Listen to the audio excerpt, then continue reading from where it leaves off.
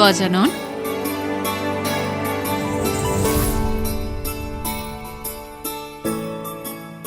ওঠো পুত্র গজানন।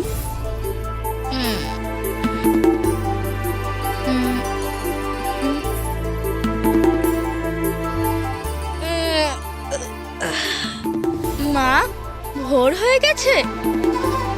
আরে বাহ, এবার তো আমার অন্নপ্রাশন হয়ে গিয়েছে। এবার তো আমি যা খুশি খেতে পারি, তাই না মা? না পুত্র, যারা সাধনা করে তাদের সর্বদা ধ্যান, ভোজন, নিদ্রা আর খেলাধুলোয় নয়, বরং তারা সর্বদা নিজেদের সাধনায় মনোনিবেশ করে। সাধনা?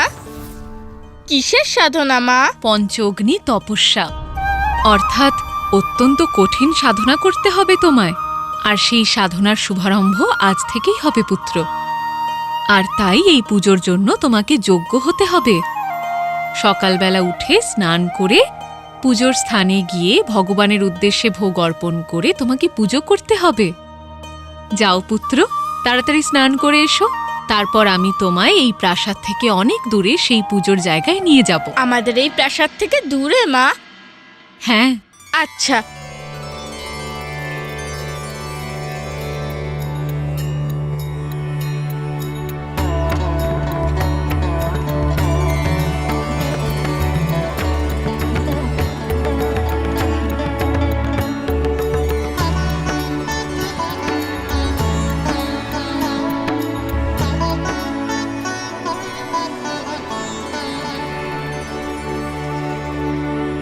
মা, পথ তো শেষ হয়ে গেল। তপস্যার স্থান কোথায়? পুত্র, ওই যে ওইখানে তোমার তপস্যার স্থান।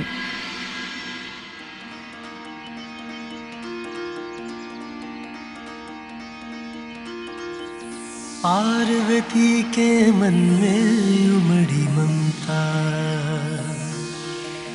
माँ की गोद में आए विघन हरता। पार्वती के मन में उमड़ी ममता, माँ की गोद में आए विघन हरता। अद्भुत बालक परमा प्रेम लुटाती, प्रथम देवता जग में उसे बनाती। हाँ, प्रथम देवता जग में उसे बनाती।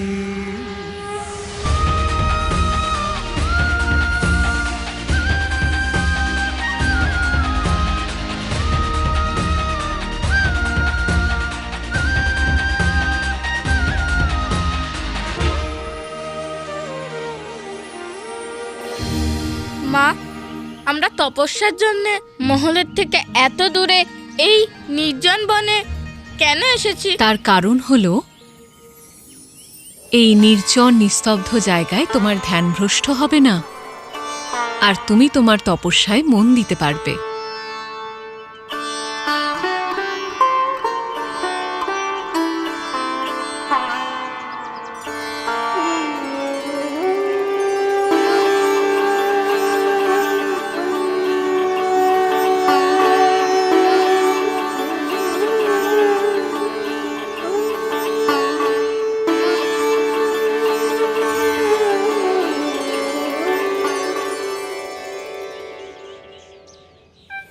কিন্তু মা, এই পঞ্চঅগ্নি তপস্যার মানে কি?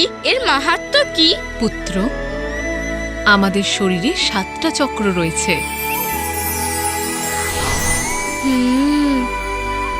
পৃথিবীর সাথে যুক্ত মূলাধার, আমাদের সৃজনের শক্তি প্রদান করার আর আনন্দের স্রোত স্বাধিষ্ঠানা।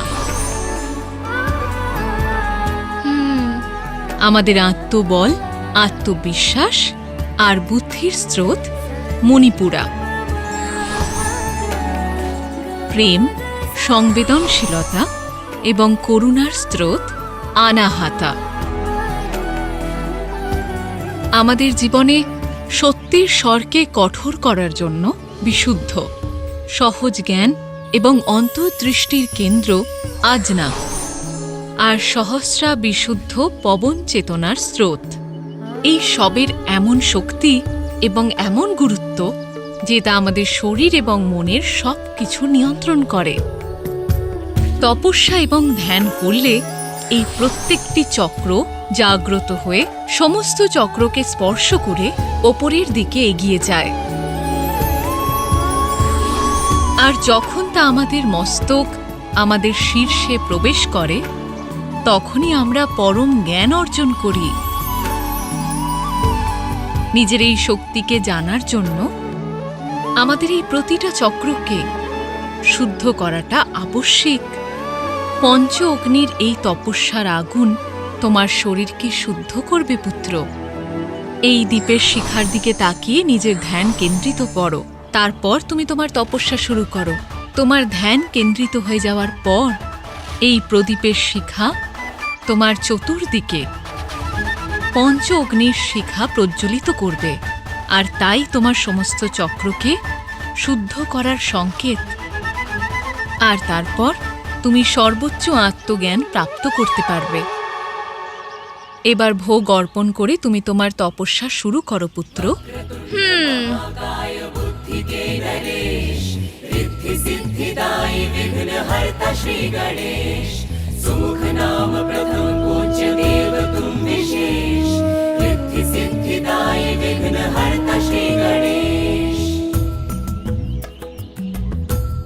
এবার এই পদ্মাসনে বসে নিজের সমস্ত ধ্যান এই প্রদীপের শিখায় নিবেশ করো।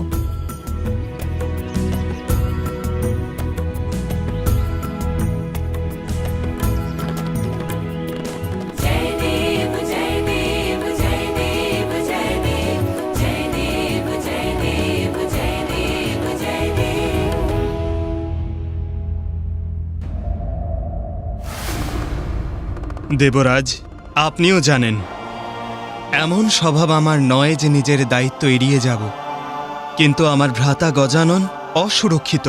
ওকে সুরক্ষা প্রদান করতে এই মুহূর্তে আমার কৈলাসে উপস্থিত থাকাটাই অত্যন্ত গুরুত্বপূর্ণ। কুমার কার্তিক, এ হলো কৈলাস। এখানে স্বয়ং মহাদেব বসবাস করেন, অর্থাৎ গজানন সুরক্ষিত আছেন। যদি কেউ অসুরক্ষিত থাকে তো সেটা হলাম আমরা দেবতারা। আমাদের ওপর সংকট ঘনিয়ে এসেছে। আজ ধর্মের জ্যোতিও সংকটে রয়েছে এবং তাকে রক্ষা করা আপনার ধর্ম। দেবরাজ,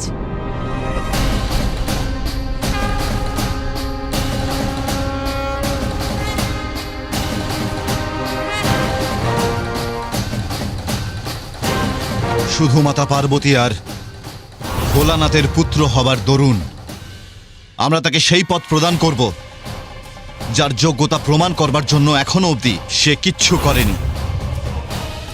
দেবত্ব প্রাপ্ত করবার একমাত্র কারণ যোগ্যতা প্রমাণ করবার কর্ম হওয়া দরকার, জন্ম নয়। প্রণাম মাতা।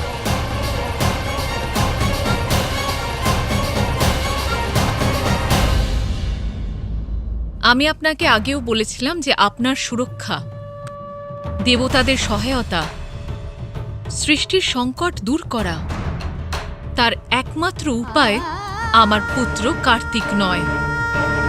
ওর দায়িত্ব, নিজের পরিবারের প্রতি ওর যে দায়িত্ব আছে তা পালন করার জন্য এই সময় আমার পুত্রের এখানে থাকাটা অনিবার্য।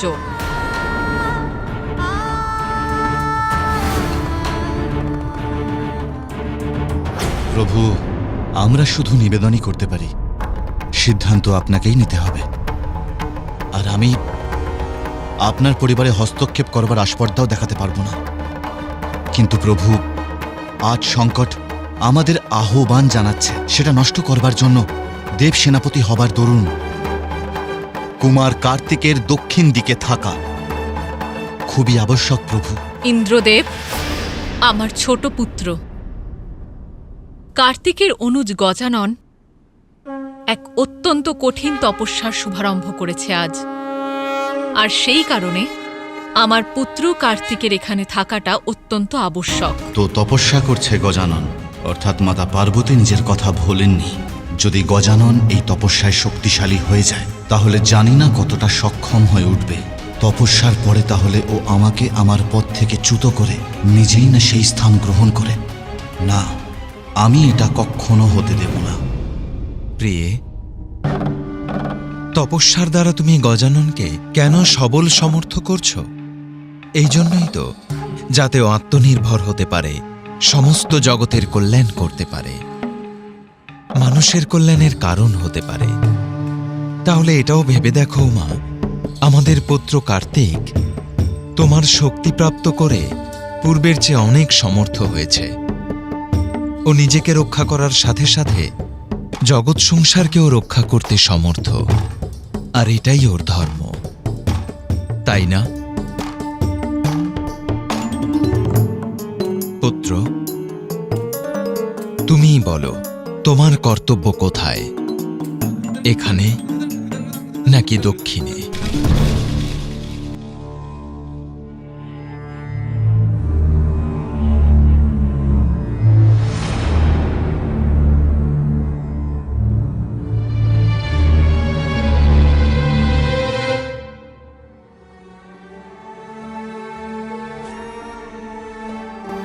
আপনি কষ্ট পাবেন না মাতা। পিতা যা বলছেন একদম সঠিক। আপনি এখানে গজাননকে সুরক্ষা প্রদান করুন, আর আমি ওদিকে দক্ষিণে নিজের দায়িত্ব পালন করি। কিন্তু যখনই আপনার আমাকে প্রয়োজন হবে, আমি এখানে উপস্থিত হব। আপনি আমাকে যাওয়ার অনুমতি দেবেন?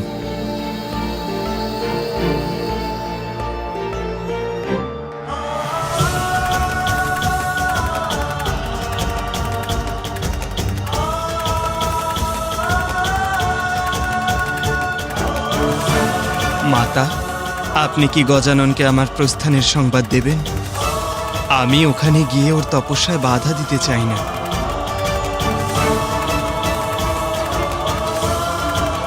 তুমি যাও পুত্র।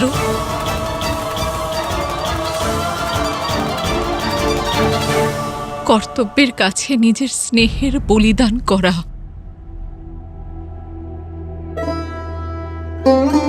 নিজের হৃদয়কে কঠোর করে তোমাকে বিদায় জানানোর অভ্যেস হয়ে গেছে আমার। আর আপনিও শুনে রাখুন ইন্দ্রদেব, যদি আমার পুত্র গজানন এই তপস্যায় সফল হয়, তাহলে ওর আর কোনোদিনই কারো সহায়তার প্রয়োজন হবে না। সম্পূর্ণ সামর্থ্য ওরও থাকবে, যে শুধু নিজের নয়, এমনকি সংসারের সমস্ত সমস্যার সমাধান করার ক্ষমতা ওরও থাকবে।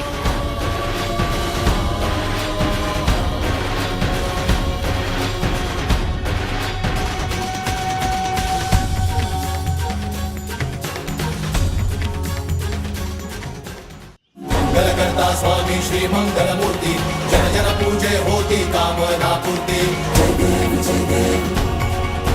चित्तहरण सुखदायक देव गणराया, वांछित फल पाया जो चरणों में आया। जय देव जय देव।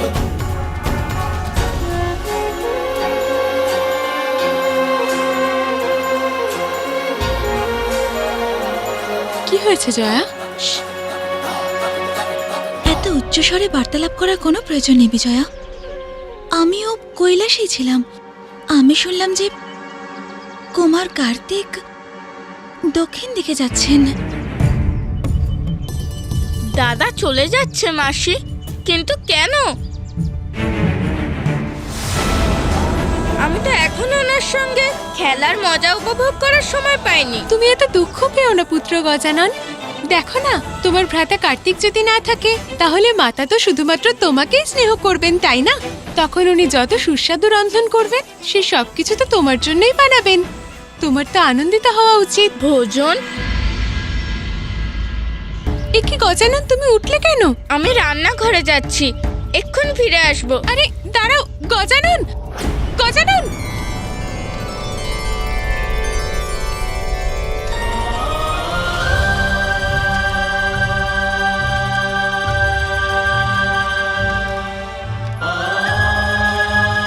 কি চাও তুমি?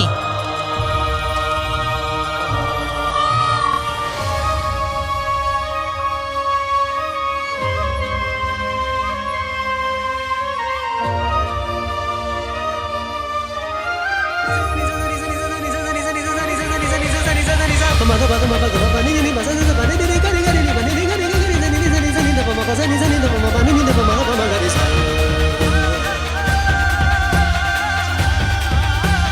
আমি কিচ্ছু বলবো না, কিন্তু নিজের ক্ষুধা নিবারণের জন্য ভোজনের ব্যবস্থা করতে এসেছিল এখানে।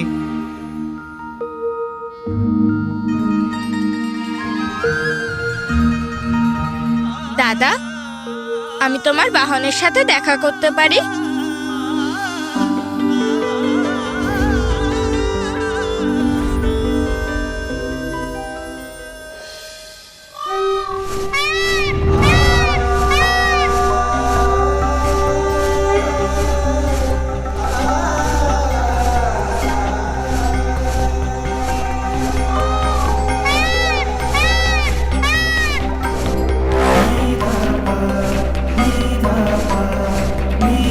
দাদা, দাঁড়াও দাদা।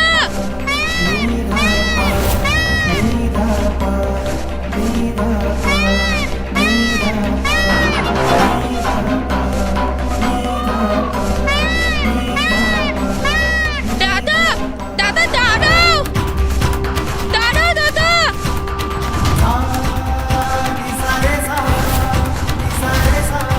দাদা দাঁড়াও।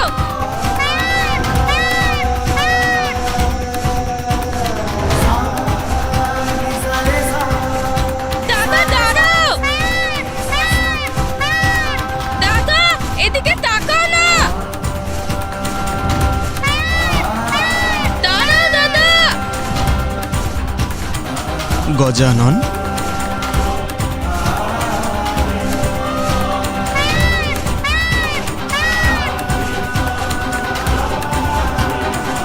দাদা,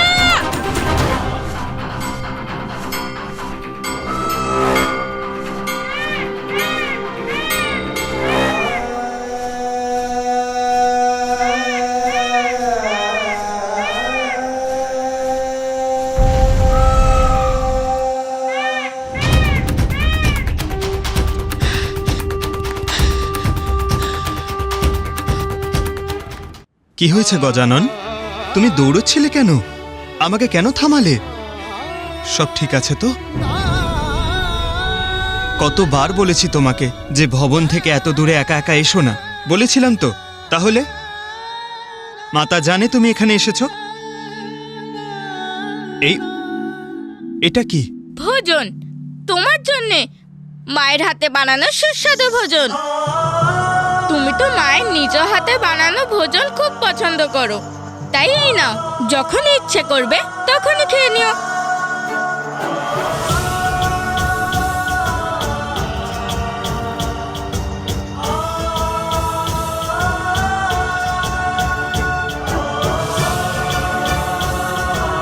নিজের খেয়াল রেখো গজানন, আর মাতারও খেয়াল রেখো।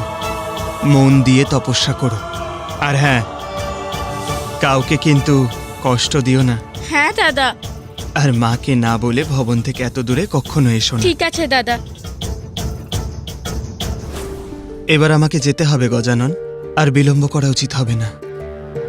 দাও, এই ভোজন দাও আমাকে, দাও। নিজের খেয়াল রেখো ভ্রাতা। নিশ্চয়ই দাদা।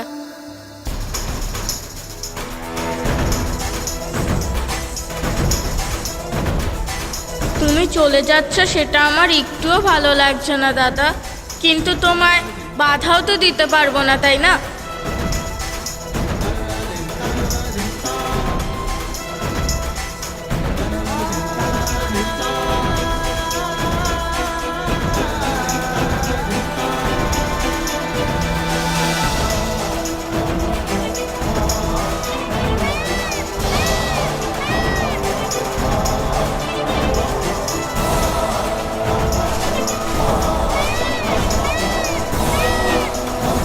আমার তো দাদা চলে যাওয়াটা এখনই সহ্য হচ্ছে না।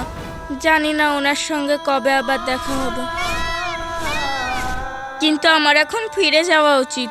মা বলেছিল ভোগের থালা অর্পণ করে তপস্যায় বসতে হবে।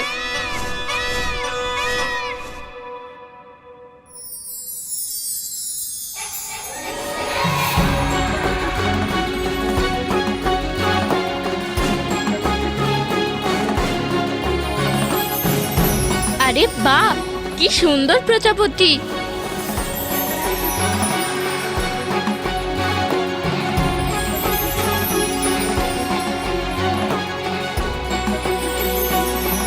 আরে আরে দাঁড়াও না প্রজাপতি।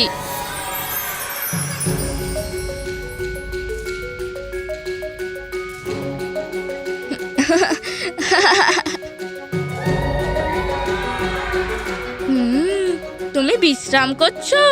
এইবার তো তোমাকে নিশ্চয়ই ধরে ফেলবো আমি।